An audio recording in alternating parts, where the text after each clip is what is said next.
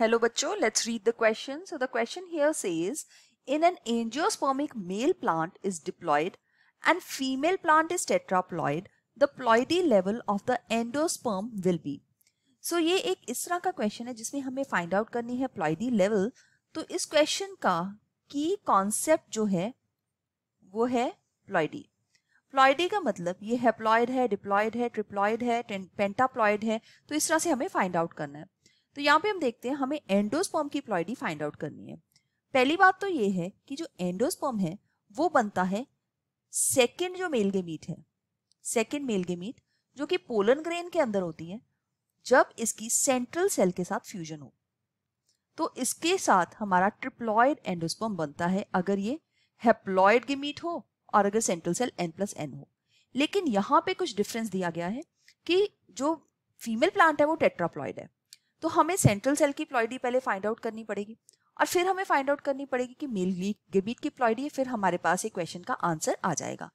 तो male plant जो है वो डिप्लॉइड है, दैट मीन्स ये बिल्कुल नॉर्मल है. तो यहाँ पे मियोसिस से जो गेमीट बनेगी वो भी हैप्लॉइड गेमीट बनेगी. तो ये होगी हैप्लॉइड गेमीट. तो हम इसको यहाँ पे लिख लेते हैं कि ये है मेल गेमीट. लेकिन फीमेल प्लांट जो है वो है टेट्राप्लॉइड. तो इसके अंदर जब मियोसिस होगी तो यहाँ पे 2n स्ट्रक्चर बनेगा, मतलब कि जो फीमेल गेमीट है वो है 2n.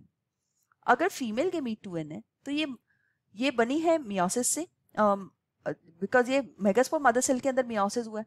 तो इसका मतलब एम्ब्रियो सैक के अंदर जो सेंट्रल सेल है वो होगा 2n+2n.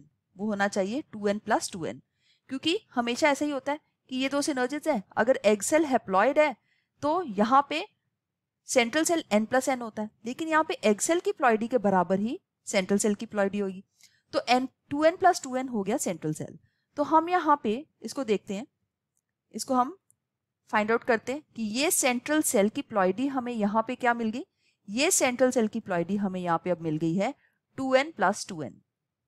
मेल गेमीट n है तो ये मिल के बन जाएगा 5n.